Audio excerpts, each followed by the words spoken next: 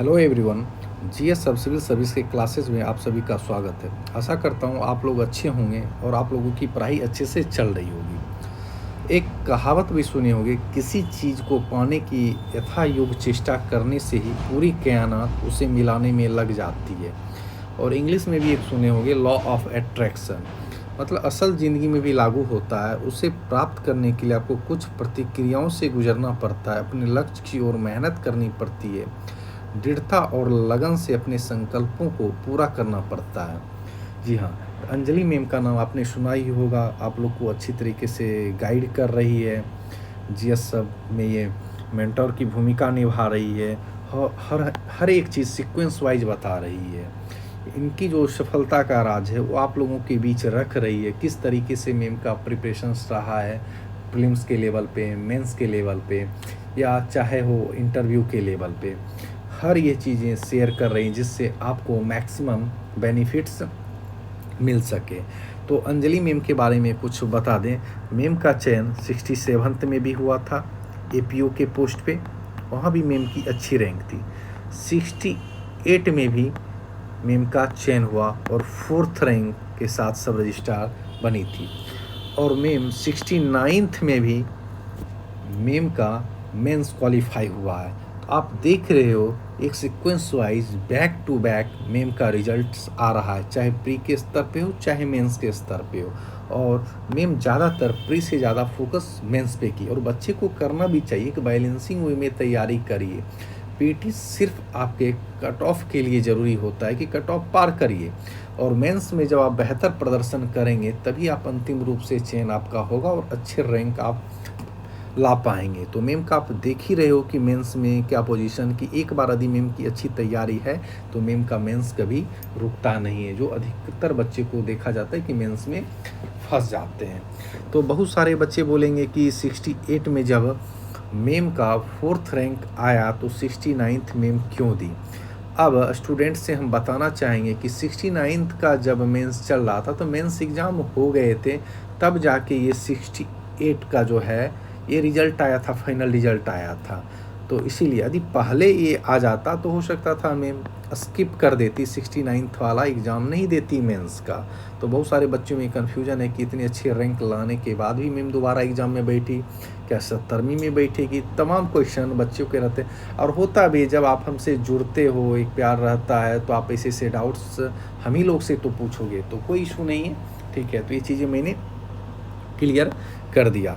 और जब ये 69th में मेंस दी, मेंस क्वालिफाई हुआ, तो मैम निश्चय कि मैम बताई कि अपने ऑफिशियल टेलीग्राम मैम का जो चैनल है उसमें मैम के द्वारा लिखा भी गया कि इस बार जो है वह इंटरव्यू में अपीयर नहीं हो रही है।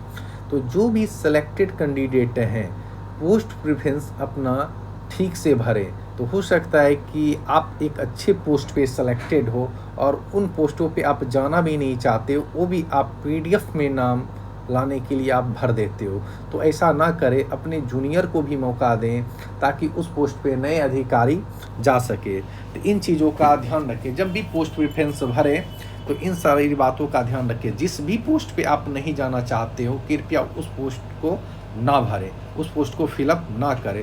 अब मानो कोई आप सब रजिस्ट्रार हैं तो कोई एपीओ के पोस्ट पे नहीं जाएंगे, वीडियो के पोस्ट पे नहीं जाएंगे, और भी बहुत सारे ऐसे पोस्ट हैं उसमें नहीं जाना चाहिए। तो लेकिन क्या करते हैं, बहुत सारे ऑफिसर्स बनने के बाद भी वो तमाम पोस्ट भर देते हैं और उस पर जाओगे नहीं आप। हो सकता है उसमें आपका सिलेक्शन हो जाए तो सीट वैकेंट रह जाए। इससे अच्छा है कि जो आपके जूनियर हैं, जो नए अधिकारी बनने वाले, उनको मौका मिल जाए ना। तो हम एक रिक्वेस्ट करेंगे, एक आग्रह करेंगे कि पोस्ट प्रेफरेंस जो भी सिलेक्टेड लोग हैं वो थोड़ा देख के भरें और अपने जूनियर को भी मौका दें।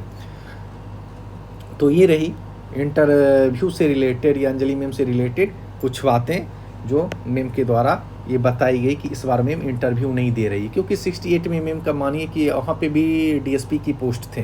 तो मैम यदि लेना चाहती तो 68 में भी ले सकती थी, है ना। तो 69th में फिर क्यों। तो इस वजह से मैम सोची कि नहीं, इससे अच्छा है कि मैं इंटरव्यू स्किप कर देती हूँ, क्योंकि मैम का ऑलरेडी अच्छा पोस्ट है और सही है। तो इसके अलावा हम लोगों के द्वारा एक और प्रोग्राम शुरू किया गया है, मॉक इंटरव्यू प्रोग्राम। तो जो लोग भी 69th में मेंस क्वालिफाई हुए हैं उनको मेरी तरफ से बहुत बहुत शुभकामनाएं। मेरी टीम की तरफ से बहुत बहुत शुभकामनाएँ। और इसके अलावा जो भी हम लोगों की टीम से मेरे द्वारा या अंजलि मैम के द्वारा जितनी भी हेल्प होगी आपके इंटरव्यू के लेवल पे की जाएगी। और इसके द्वारा एक टीम की गठन की गई है, रिक्वेस्ट किया गया है तमाम टॉपर से, और रिक्वेस्ट भी किया गया है और आग्रह करके मैम के द्वारा बुलाया भी गया है, और तमाम टॉपर हम लोगों के साथ जुड़े भी हैं। तो इनसे आशाएं रहेगी कि जो भी अपने जूनियर लेवल पे हैं, जो भी इनके जूनियर हैं, तो वहाँ गाइड करें और बताएं कि मतलब किस तरीके से वहाँ बेहतर प्रदर्शन कर सकते हैं। तो इसमें आप देख सकते हैं सब रजिस्ट्रार, एसडीसी, डीवाईएसपी, मतलब विभिन्न क्षेत्र के जो ऑफिसर्स हैं उन तमाम ऑफिसरों को जोड़ा गया है, और ये अपना कीमती टाइम निकाल के आएंगे। तो आप लोगों से भी आशा है कि जो आपको एक शेड्यूलिंग दी जाएगी, एक बताया जाएगा कि हाँ इस टाइम में आपकी मॉक इंटरव्यू है, तो कम से कम वहाँ अपीयर हुए। जब ये लोग आप रिक्वेस्ट पे आ रहे हैं, आप लोगों को गाइड कर रहे हैं, तो आप लोग का भी दायित्व है कि कोऑपरेट करेंगे, है ना।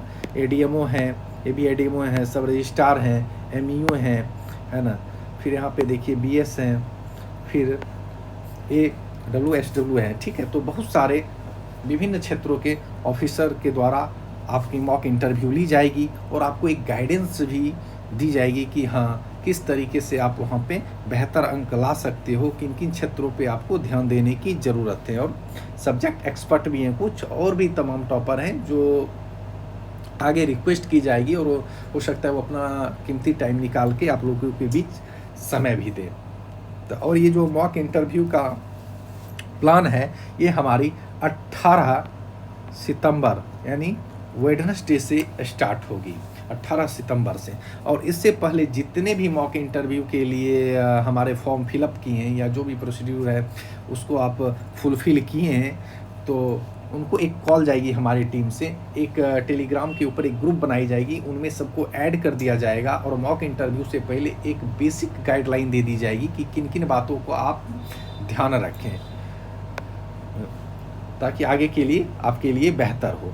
तो ये रही मॉक इंटरव्यू से रिलेटेड। जो भी लोग देते हैं, जो अभी तक फॉर्म फिल नहीं किए, तो मेम के टेलीग्राम पे जाइए, वहाँ फॉर्म दिया हुआ है और वहाँ फॉर्म फुलफ़िल कर सकते हैं। अब रही 2.0 बैच मेंटरशिप प्रोग्राम। हमारी 1.0 बैच जो थी वो कंप्लीट हो गई। ये लगभग 24 जून से चला था और 7 सितंबर को कंप्लीट कर दी गई। तो हमारे द्वारा जो एक प्रयास किया जा रहा है, तो आप लोग भी जुड़ सकते हैं। ऐसा नहीं कि हमसे जुड़ने के बाद ही आपका बेहतर होगा, ऐसा कुछ नहीं। आप सेल्फ स्टडी भी कर सकते हैं। सिलेबस के प्रति आपको स्टिक रहने की ज़रूरत है। PYQ को बार बार देखते रहिए। 68, 69 के पैटर्न को अच्छे तरीके से समझिए, तो आप वहाँ पे अच्छे अंक ला सकते हैं। 1.0 जो हमारी थी बेहतरीन तरीके से कंप्लीट करा दी गई। हमारी टाइमलाइन थी 10 सितंबर और 7 सितंबर को कंप्लीट करा दी गई, और अच्छे तरीके से कंप्लीट कराई गई। डेली क्विजेज होते थे, टारगेट्स मिलते थे, सोर्सेज आते थे, वीकली हमारे टेस्ट होते थे। तो जो हमसे हो सका, जो हम कोशिश कर रहे थे कि बेहतर तरीके से किया जाए, वो हमने कोशिश की। और आप लोग अब ज़्यादा से ज़्यादा रिवीजन करें। तो अभी देखा जाए तो हम पहले भी बोले थे, 30 सितंबर को जब एग्ज़ाम था उससे पहले भी हम बोले थे कि ये डेट एक्सटेंड होगी, और जाके अब देख लो, पहले बोले थे कि आने वाले समय में एक्सटेंड कर दी जाएगी। तो 17 नवंबर अभी जो डेट दी गई है, 17 नवंबर, और अभी भी हम बोल रहे हैं ये डेट अभी भी एक्सटेंड होगी। आपको पता है अक्टूबर का मंथ, ये पूरे मंथ फेस्टिवल का मंथ है। इसमें दुर्गा पूजा, दीपावली और छठ ऐसे त्यौहार हैं, और छठ के साथ लगभग हिंदू धर्म का फेस्टिवल लास्ट होता है। तो एक मंथ तो ये फेस्टिवल में जाने वाले। सिर्फ ऐसा थोड़ी है कि BPSC ही इसके ऊपर काम करते हैं, जिला में भी काम होती है, सेंटर के लिए काम होती है, फिर BPSC ऑफिस में एडमिट कार्ड के लिए समय चाहिए। और जब भी आपकी नोटिफिकेशन निकलेगी 40 से 45 दिन आपके फॉर्म भराएंगे। BPSC को भी पता है कि मैक्सिमम जब फॉर्म भराएगी तभी जाके रेवेन्यू जनरेट हो पाएगी। तो जब भी नोटिफिकेशन निकलेगी, अभी भी मैं कह रहा हूँ 2.5 से 3 महीने हैं। तो एक कहावत है ना, जब जागो तभी सवेरा। अभी भी अपनी तैयारी को उधार दीजिए, बेहतरीन तरीके से करिए, ठीक है ना। जितने टाइम है उसी में आपको बेस्ट देना है। सुने होंगे ना, जो प्राप्त है वही पर्याप्त है, ठीक है। तो उसी के प्रति स्टिक रहिए और टू दी पॉइंट पढ़िए। कम दिनों में क्या पढ़ना है, क्या छोड़ना है, किस तरीके से आपको टेस्ट देने हैं, है ना, किन सब्जेक्ट पे आपको ज़्यादा ध्यान देना है, किन सब्जेक्ट पे आपको कम ध्यान देना है, ये हर एक चीज़ आपको यहाँ पे बताई जाएगी। और तमाम टॉपर्स जुड़ते हैं और अपनी स्ट्रेटेजी शेयर करते हैं और हर एक चीज़ आपको वहाँ पे देखने को मिलती है। माइंड मैप, शॉर्ट नोट्स, हर एक चीज़ आपको प्रोवाइड करवाई जाती है। तो जुड़ के अपना मूल्यांकन कर सकते हैं, टेस्ट दे सकते हैं और आपको दिख सकता है कि मुझे और किन सेक्शन पे काम करने की ज़रूरत है। और पीटी इतना भी चुनौती नहीं है, 150 क्वेश्चन आते हैं, 80-90-100 नंबर तो आप ला ही सकते हैं। यदि 3-4 सेक्शंस को आप मजबूत कर लें तो ईजिली आ सकता है। आपको पहले बता दें, जैसे बिहार स्पेशल सबसे ज़्यादा क्वेश्चन देखने के मिलते हैं। हिस्ट्री में भी आप देखोगे मॉडर्न सेक्शन ज़्यादा क्वेश्चन देखने के मिलते हैं। साइंस, करेंट अफेयर्स, इन 3-4 सेक्शन में 3 भी सेक्शन आपका मजबूत है और बाद बाकी सेक्शन एवरेज है, तो आप बेहतरीन तरीके से हर एक चीज़ कर लोगे।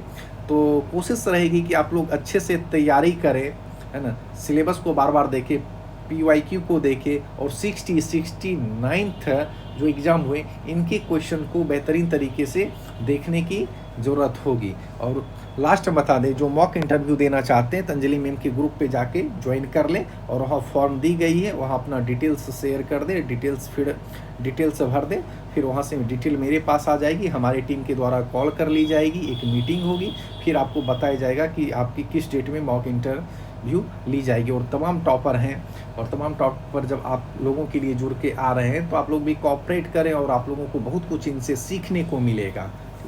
ठीक है, मिलते हैं नेक्स्ट वीडियो में। कोई और इन्फॉर्मेशन आएगी तो मैं इन्फॉर्मेशन दे दूँगा। धन्यवाद।